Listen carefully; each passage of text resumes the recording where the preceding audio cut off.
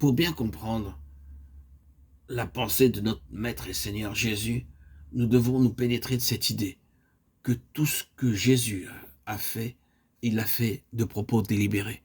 Il n'a rien fait fortuitement, incidemment ou accidentellement. Il n'y a pas d'intermédiaire dans la vie du Maître.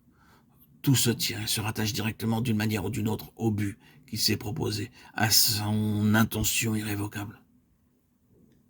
Invité à un mariage, il n'aurait certainement pas accepté de prendre part à une telle festivité pour de simples raisons sentimentales. Les noces de Cana ne sont pas un incident accessoire dans la vie de société à laquelle il pouvait être mêlé. Non, il ne s'agit pas de cela. En face de cet événement, il se le soumet et le fait servir à son dessein suprême. C'est pour cela que toute cette affaire gravite de par sa volonté autour de cette expression « mon heure n'est pas venue ».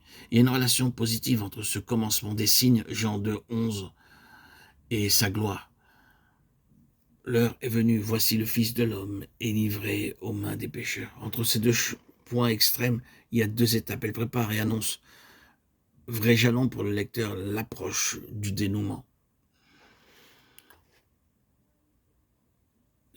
S'il s'empare ainsi de cette circonstance pour la faire servir à son but et en faire un cide, c'est donc qu'il y a là une signification à faire ressortir. Et quelle est-elle? La voici. Par une magnifique leçon de choses, le Seigneur Jésus projette sur l'écran de la vie toute l'explication et le but de sa venue, et réaliser une union semblable à celle du mariage, et reposant comme le mariage sur un principe de vie. C'est dans son sang, disons-nous entre les lignes, que gît le principe de vie. L'objectif lointain apparaît aussi à l'horizon, l'heure où il doit être glorifié, celle qui le mettra en possession de ce qu'il est venu chercher, de cette phalange dont la position à son égard peut être assimilée à celle d'une mariée.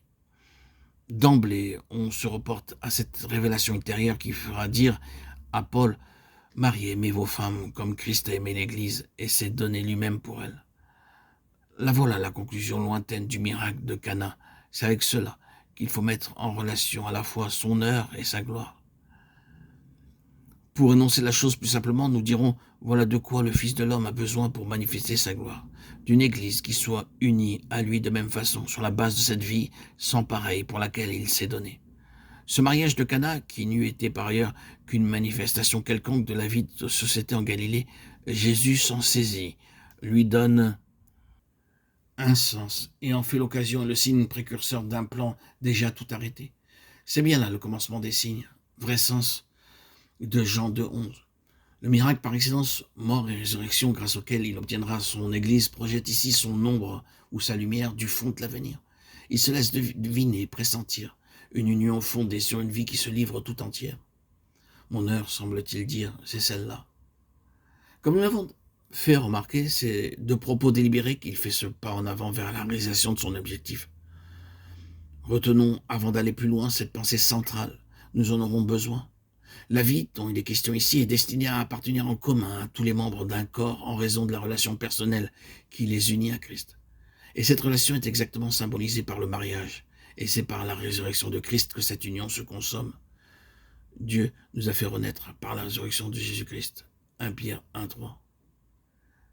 C'est donc bien d'une vie qu'il s'agit, d'une vie triomphante, grâce à laquelle l'Église surgit à même le tombeau et devient une démonstration de la victoire de Christ sur la mort.